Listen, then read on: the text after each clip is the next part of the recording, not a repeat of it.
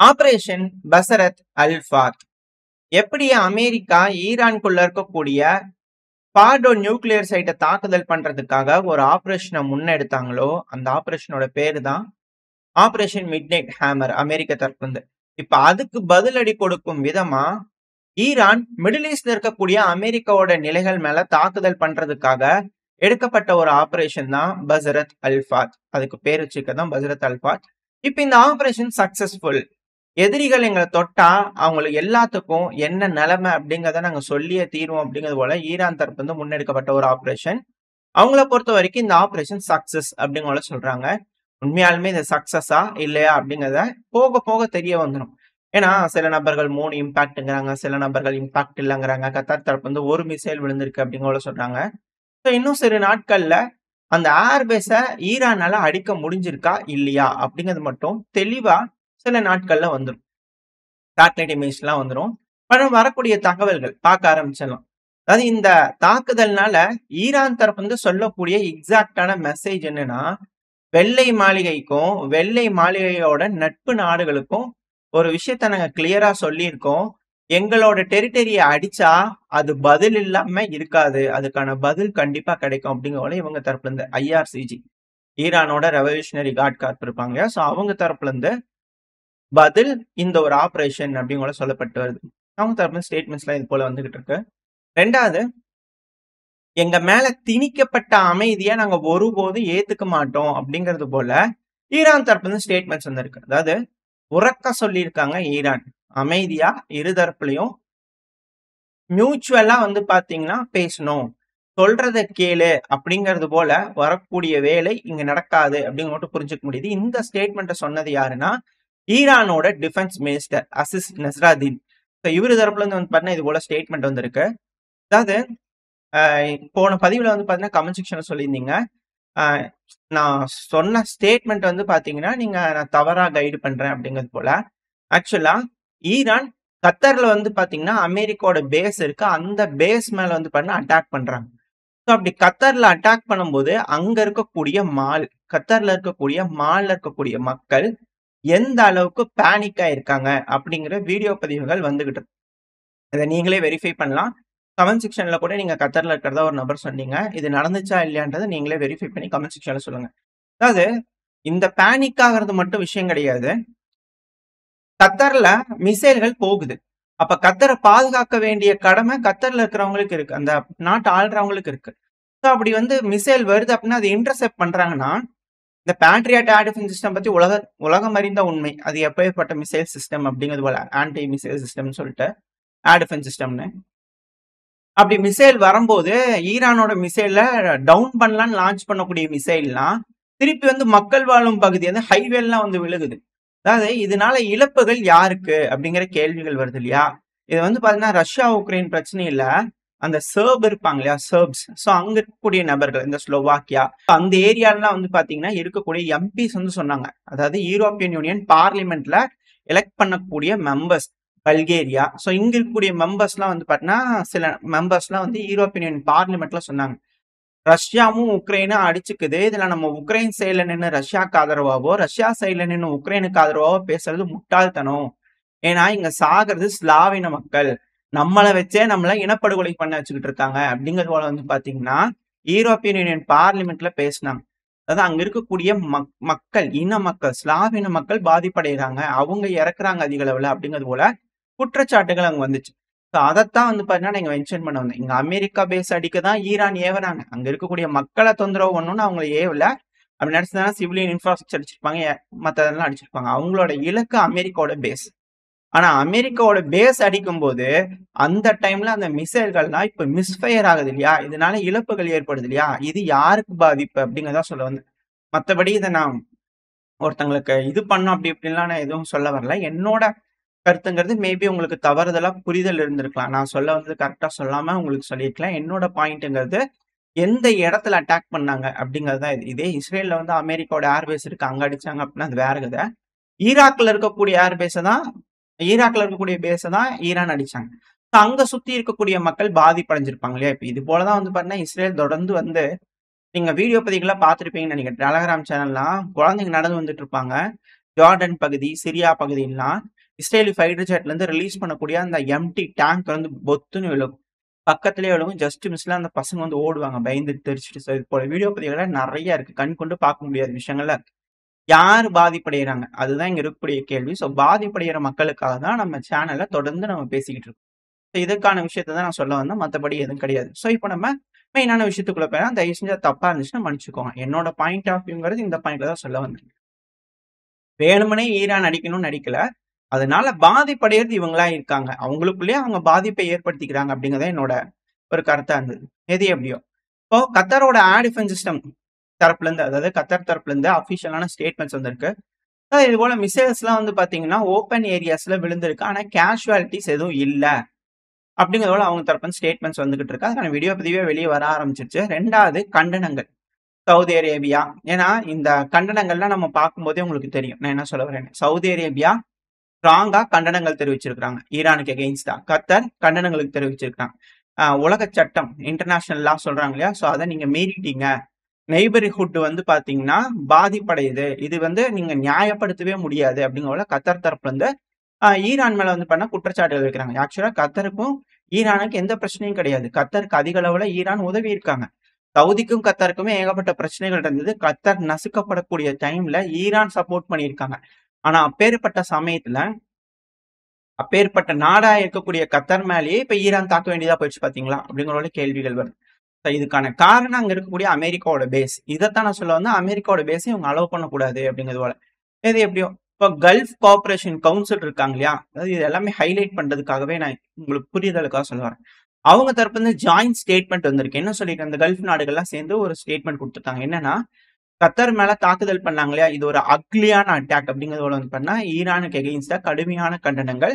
இங்க கல்ஃப் நாடுகள் ஒருங்கிணைச்சு வந்து பண்ணா கண்டனங்கள் தெரிவிச்சிருக்காங்க. ஜோர்டன், துருக்கி பத்தி தெரியும், Egypt, republic of Yemen, Houthis கிடையாது, யமன், லெபனான். லெபனான்ல வந்து ஹிஸ்புல்லா கிடையாது, லெபனான்ல இன்னொரு பார்ட்டி இருக்காங்க. ஸோ அவங்க இவங்க தரப்புல இருந்தாலும் கண்டனங்கள் வந்து பாத்தீங்கன்னா ஈரானுக்கு எகெயின்ஸ்டா வந்திருக்கு. ஸோ இதனால இவங்களுக்குள்ளேயே வந்து பாத்தீங்கன்னா அசௌகரியமான ஒரு சூழ்நிலை ஏற்படுத்தலையா, இதைத்தான் நான் ஹைலைட் பண்ணும் அப்படிங்கிறத நினைச்சேன். மற்றபடி எதுவும் கிடையாது. அது மட்டும் இல்லாம அமெரிக்கா அட்டாக் பண்ணிட்டாங்க ஈரான்ல. ஆனா அமெரிக்காவோட ஒரு என்வாய் மிடில் ஈஸ்டுக்குன்னு அப்பாயிண்ட் பண்ணப்பட்ட ஸ்டீவ் விட்டாஃப் அவர்கள் வந்து பாத்தீங்கன்னா தொடர்ந்து கான்டாக்ட்லயே தான் இருந்திருக்காராம் ஈரானோட. அந்த அட்டாக் நடக்கிறதுக்கு முன்னாடி, அட்டாக் நடந்ததுக்கு அப்புறம், இப்ப அட்டாக் நடக்கிற வரைக்கும் வந்து பாத்தீங்கன்னா தொடர்ந்து கான்டாக்ட்லயே தான் இருந்திருக்காங்க. ஸோ தொடர்ந்து இப்போ முன்கூட்டியே ஈரான் வந்து பாத்தீங்கன்னா சொல்லியிருக்கிறாங்க. இப்போ அடுத்தது வந்து பண்ணா அமெரிக்காவோட அதிபரான டொனால்டு ட்ரம்ப் அவர்கள். ஏன்னா அவர் தான் வந்து பாத்தீங்கன்னா அடுத்த ஸ்டேட்மெண்ட் நம்ம அதை பார்க்கும்போது உங்களுக்கு தெரிய வரும் அடுத்த கண்டினியூஷன் என்னன்னு. அது தொடர்ந்து இதுக்கு மேல எந்த ஒரு மிலிட்டரி இன்டர்வென்ஷனும் தேவை கிடையாது. ஏன்னா இந்த ரீஜியன்ல இப்போ முன்னெடுக்கக்கூடிய ஆபரேஷன்ங்கிறது ஃபெயிலியர் ஆயிடுச்சு ஈரானுக்கு. பெருமளவில் ஒன்றும் இழப்புகள்லாம் ஏற்படல. அது ஒரு ஃபெயில்டு ஆபரேஷன் தான் ஈரானுக்கு. பட் ஆனால் இது போல அட்டாக் பண்ணிக்கிறாங்க. அதனால ரிட்டாலியேஷன்ல ஒன்றும் பெருசா தேவை கிடையாது அப்படிங்கல ஈரான் தரப்பு வந்து அமெரிக்காவோட டொனால்டு ட்ரம்ப் அவர்கள் தரப்பு ஸ்டேட்மெண்ட் வந்திருக்காரு. கூடவே ட்ரம்ப் அவர்கள் வந்து பாத்தீங்கன்னா நன்றி சொல்லியிருக்கிறாரு ஈரானுக்கு. முன்கூட்டியே தகவல் கொடுத்ததுக்கு நன்றி ஈரான். இது இந்த அமைதி பேச்சுவார்த்தைக்கு வந்து பாத்தீங்கன்னா உந்துதலா இருக்கு. இதுக்கு மேல அட்டாக்ஸ் எல்லாம் ஸ்டாப் பண்ணிக்கலாம் அப்படிங்கிறது போல ட்ரம்ப் அவர்கள் வந்து பாத்தீங்கன்னா நன்றி சொல்லியிருக்காரு ஈரானுக்கு. இப்போ ஈரானுக்குள்ள அட்டாக் வந்து பாத்தீங்கன்னா பாம்பர் சத்துக்கு வந்து போட்டு போயிட்டாங்க. இப்ப அவங்க 2 பேரும் நன்றிகள் சொல்லி இனிமே கட்டிப்பிடிச்சு உறவானாலும் ஆச்சரியப்படுறதுக்கு இல்லை. ஆனா இப்ப அட்டாக் நடந்தது எங்க, மக்கள் பக்கத்துல ஏதாவது விழுந்து காயமடைஞ்சிருந்தாங்கன்னா என்ன ஆயிருக்கும். அது மட்டும் இல்லாம இப்ப கன்கிராச்சுலேஷன் சொல்லிக்கிறார். உலகத்துக்கு ஒரு கன்கிராச்சுலேஷன்ஸ், இப்போ அமைதிக்கான நேரம் அப்படிங்கிறது போல. அதாவது இந்த ரஷ்யா உக்ரைன் பிரச்சனையில கிளியரா அமெரிக்கா தோத்துட்டாங்க. இப்ப அதுல இருந்து வெளியே வரும்போது ரொம்ப அவமானமா இருக்கும் இல்லையா. ஸோ அவங்க மைட்டை காமிச்சிட்டு வெளியே வரணுன்றதுக்காக இது போல நாடகங்களை அரங்கேற்றி இருக்கிறாங்களா. நம்ம சொல்றோம் இல்லையா, உலகமே நாடக மேடைன்னு சொல்லிட்டு. ஸோ இது போல ஒரு அரங்கேற்றங்கள் நடந்திருக்கா அப்படிங்கிற போல கேள்விகள் வருது. அது மட்டும் இல்லாம ட்ரம்ப் அவர்கள் யூரோப்பியன் யூனியனுக்கு புரிய வச்சிருப்பாரு. இது போல எல்லாம் செய்யலாம்ப்பா, எல்லாம் பண்ணலாம். இப்ப ரிட்டாலியேஷன் பண்றாங்களே என்ன நடக்கும், அது அந்த இடத்துல அணு ஆயுதம் வந்து விழுந்துருதுன்னா எப்படி இருக்கும் அப்படிங்கிறது போல ஒரு டெமோ வந்து பாத்தீங்கன்னா யூரோப்பியன் யூனியனுக்கு காமிக்கிறதுக்கு ஒரு வாய்ப்பு இருக்கு. அவ்வளவுதான், இதுக்கு மேல என்ன செய்வீங்க அப்படிங்கிறது போல சொல்லி புரிய வைக்கிறதுக்கு ஒரு வாய்ப்பா இது இருக்குமா அப்படிங்கிறது போலையும் பல அனலிஸ்ட் தரப்பு வந்து கருத்துக்கள் இருக்கு, கண்ணோட்டங்கள் இருக்கு. எது எப்படியோ இந்த தாக்குதல் நடக்கிறதுக்கு முன்னாடியே முன்கூட்டியே ஈரான் அமெரிக்காவுக்கு சொல்லிட்டாங்க. அமெரிக்காவும் நன்றி சொல்லிட்டாங்க. எந்த ஒரு உயிரிழப்பும் இல்ல அமெரிக்காவுக்குன்னு சொல்லிட்டாங்க. 2வது இந்த அல் உதைத் ஏர்பேஸ்ல வந்து பாத்தீங்கன்னா போன வாரமே வந்து பாத்தீங்கன்னா எல்லா விமானங்களும் எடுத்துட்டாங்க, ரீடிப்ளாய் பண்றாங்கன்ற செய்திகள் நம்ம சேனல்லயே பார்த்திருப்போம். இது போல சவுதியோட மத்திய பகுதி, இந்த பகுதியெல்லாம் வந்து பாத்தீங்கன்னா ரீடிப்ளாய் பண்றாங்க அப்படின்னு சொல்லியிருக்கோம். அதாவது இதனால பாதிப்படையக்கூடிய விஷயம் அப்படின்னு பார்த்தோம்னா, ஒண்ணு டொனால்டு ட்ரம்ப் அவர்கள், அடுத்தது வந்து பாத்தீங்கன்னா இங்க இருக்கக்கூடிய கத்தர்ல இருக்கக்கூடிய மக்கள். அமெரிக்காவோட இழப்பு எதுவுமே கிடையாது. கத்தருக்குள்ள தாக்குதல் நடந்திருக்கு. ஒரு நாட்டுக்குள்ள தாக்குதல் நடந்துருச்சு. அந்த நாடு வந்து பாத்தீங்கன்னா, கண்டனங்கள் மட்டும் தெரிவிச்சிருந்தா அந்த மக்களுக்கு எப்படி இருக்கும்? அப்படிங்கிற ஒரு விஷயம் இருக்கு. 2வது, அங்க இருக்கக்கூடிய மக்கள் இப்ப சஃபர் ஆயிருப்பாங்க இல்லையா? டேமேஜ் எதுவும் ஆகல. இழப்புகள் எதுவும் இல்லன்னா பரவால்ல. இல்லன்னா சிக்கல் தானே! அதுக்கு யார் பொறுப்பேத்துக்குவா? அப்படின்ற கேள்விகள் வருது இல்லையா? அதுதான் இங்க இருக்கக்கூடிய ஹைலைட். இப்ப ட்ரம்ப் அவர்களுக்கு என்ன பிரச்சனை அப்படிங்கிறது போல கேட்டீங்கன்னா, நார்மலா ஈரான்னால அட்டாக் பண்ணதுனால கத்தார்ல இருக்கக்கூடிய மக்களுக்கு என்ன பிரச்சனைன்னு பார்த்தாச்சு. ஆனா நம்ம ஆட்களும் வந்து பார்த்தீங்கன்னா, அங்க இருக்காங்க. கமெண்ட் செக்ஷன்ல சொன்னீங்க. கொஞ்சம் பார்த்து சேஃபா இருந்துக்கோங்க. கமெண்ட் செக்ஷன்ல இருக்கிறவங்களும் சொல்லியிருந்தீங்க. நான் கத்தார்ல இருக்கேன். இது போல அட்டாக் பண்ணியிருந்தாங்க. டிஃபெண்ட் பண்ணிட்டு இருக்கு அப்படிங்கிறது போலலாம் கமெண்ட் செக்ஷன்ல சொல்லியிருந்தீங்க. இந்த ஒரு காரணத்துக்காக தான் சொல்ல வந்தேன். இப்ப ட்ரம்ப் அவர்களுக்கு என்ன பிரச்சனை அப்படின்னா, 46% தான் அப்ரூவல் ரேட்டிங்கே இருக்குது அவருக்கு முதல்ல. இந்த அட்டாக்குலாம் நடக்கிறதுக்கு முன்னாடி. ஆல்ரெடி 50%க்கு கம்மியா தான் இருக்கு. இப்ப ஈரான் மேல அட்டாக் பண்ணதுக்கு அப்புறமா அவரோட அப்ரூவல் ரேட்டிங் 41% கம்மியாயிருச்சு. எல்லாமே மேற்கு மீடியாக்களே சொல்லிட்டு இருக்கிறாங்க. அதுக்கான போல்ஸ் இது போல ரிசல்ட்ஸ் எல்லாம் காட்டுது. எப்ப வேணாலும் ஆட்சியை கவிழ்த்தரலாம் அப்படிங்கிற ஒரு சூழல் தான் இப்போ உண்டாயிட்டு இருக்கு. இப்போ இப்படி இருக்கும் சமயத்துல பேஸ், அதாவது ஒரு நாட்டை எதிர்த்து பல மிசைல் கேரியர்ஸ கொண்டு வந்து நின்னு மிக பெரும் பலத்தை காமிச்சு அதிநவீனமான ஆயுதங்களை எடுத்துக்கொண்டு போய் ஈரான் மேல குண்ட போட்டு ஈரான் பதிலுக்கு எதுக்குமே அசராம அடிச்சுதான் தீரும் அப்படிங்கும் போல அடிச்சிருக்காங்க இல்லையா? இது பேசி வச்சு செய்யறாங்க, எல்லாத்தையும் பண்ணி இங்க அடிச்சுக்கோன்னு சொல்றாங்க. எதுனாலுமே வரலாறுல எழுதும்போது அது அமெரிக்காவுக்கு ஒரு இழுக்கா இருக்கும். இவ்வளவு பெரிய படை சூழ ஒரு நாட்டுக்கு முன்னாடி நின்னும் அந்த நாடு பயப்படாம ரிட்டாலியேட் பண்ணிருக்குன்னா அசிங்கம் யாருக்கு?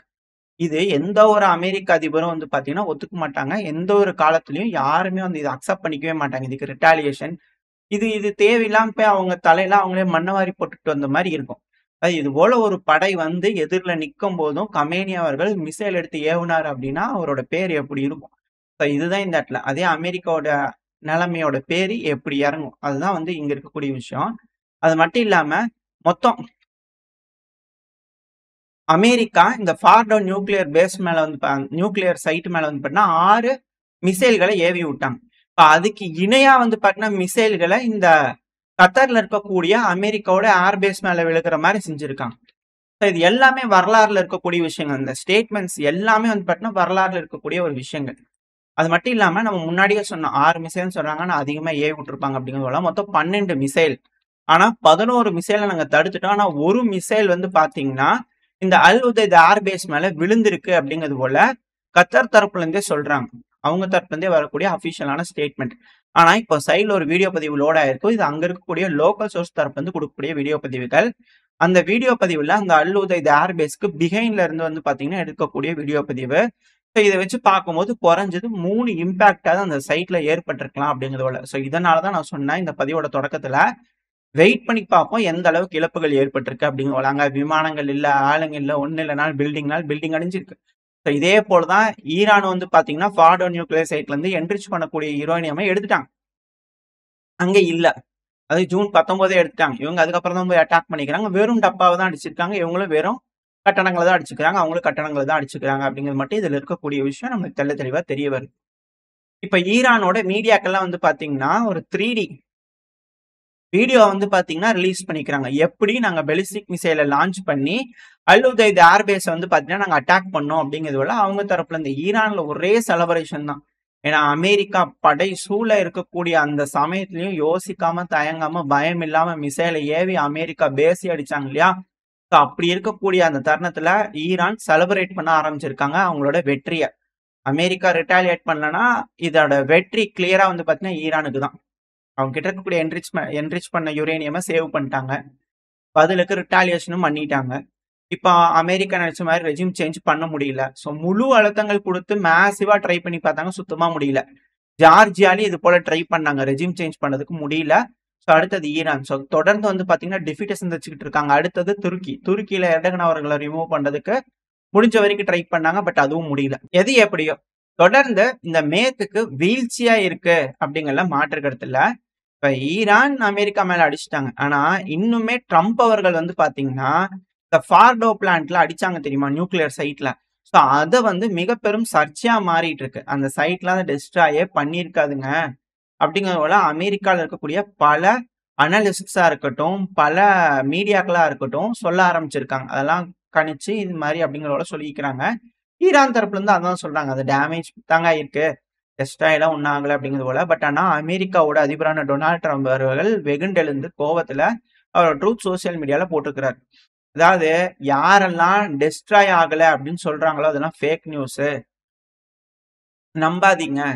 ஏன்னா, அது எல்லாமே அழிஞ்சிருச்சு.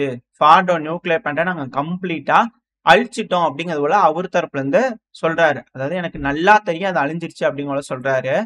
ஏன்னா, சிஎன்என்னா இருக்கட்டும், ஏபிசியா இருக்கட்டும், இது போல பிரைனல் ராபர்ட்ஸா இருக்கட்டும். ஸோ பல கம்பெனி, பல நபர்கள் வந்து பார்த்தீங்கன்னா, பேர் அதில குறிப்பிட்டிருக்காரு. அந்த சைட்ல வந்து பார்த்தீங்கன்னா, அந்த இத நான் உங்களுக்கு போடுறேன். இமேஜ் சைட்ல லோட் பண்றேன். ஸோ இத நீங்க பார்த்தீங்கனாலே தெரியும். இது போல நெறைய நபர்கள் வந்து என்பிசியா இருக்கட்டும், ஸோ இது போல பல மீடியாக்கள், அமெரிக்கால இருக்கக்கூடிய மீடியாக்கள் கூட பொய் சொல்றாங்க அப்படிங்கிற ட்ரம்ப் அவர்கள் சொல்றாரு. ஸோ அவர் சொல்றாரு நம்பிக்கிட்டா தான் நம்மளுக்கு வந்து பார்த்தீங்கன்னா, செய்திகள் கிடைக்கும். ஸோ அதனால நம்பிக்கலாம். ஆமா அழிஞ்சிருச்சு அப்படிங்கிற நம்பிக்கலாம். பட் ஆனா ரியாலிட்டி என்ன அப்படிங்கிறது மீடியாக்கள் வந்து அக்செப்ட் பண்ணிக்கிற மாரி தெரியல. அவர் என்னதான் சொன்னாலும் அதிபராவே இருந்தாலும் சொல்றது வந்து நம்புற மாரி தெரியல அவங்க. அதனால வந்து மீடியாக்களோட மேல இருக்கக்கூடிய நம்பகத்தன்மையே இல்ல அப்படிங்கிற அவர் தப்புன்னு சொல்றாரு. இவரு தான் வந்து அந்த ட்ரூத் சோசியல் மீடியால ட்ரூத்ன்னு வச்சுக்கிறாரு. பட் ஆனா அதுல இருக்கக்கூடிய ஸ்டேட்மெண்ட்லாம் முன்னுக்கு பின் முரணா இவர் போற போஸ்டே எடுத்து பார்த்தோம்னா தெரியும். முதல்ல இவர் இணையிலனாரா ஈரானுக்கு எகெயின்ஸ்டா அட்டாக். அதுக்கப்புறம் இவங்க தான் ஏர் சூப்பர்மர்சி எடுத்தேங்கிறாரு. அதுக்கப்புறம் இவர் தான் போய் அடிச்சாங்க இந்த ஃபார்டோ பிளான்ட்ட. இது எல்லாமே முன்னுக்கு பின் முரணா வந்து பார்த்தீங்கன்னா, இவரோட ஸ்டேட்மெண்ட்ல இருந்து புரிஞ்சுக்க முடியுது. எது எப்படியோ. இப்ப ஈரான் தரப்பு வந்து அட்டாக் பண்ணியிருந்தாங்க.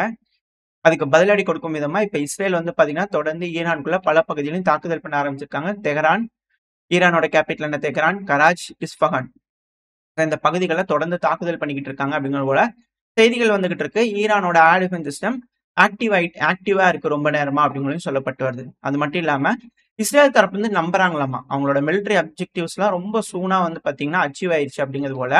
ஸோ இதுக்கப்புறம் ஸ்டாப் பண்ணுனா ஸ்டாப் பண்ணுவாங்களா? அப்போ ஈரானுக்கும் மிலிட்டரி அப்ஜெக்டிவ் இருக்கும்ல.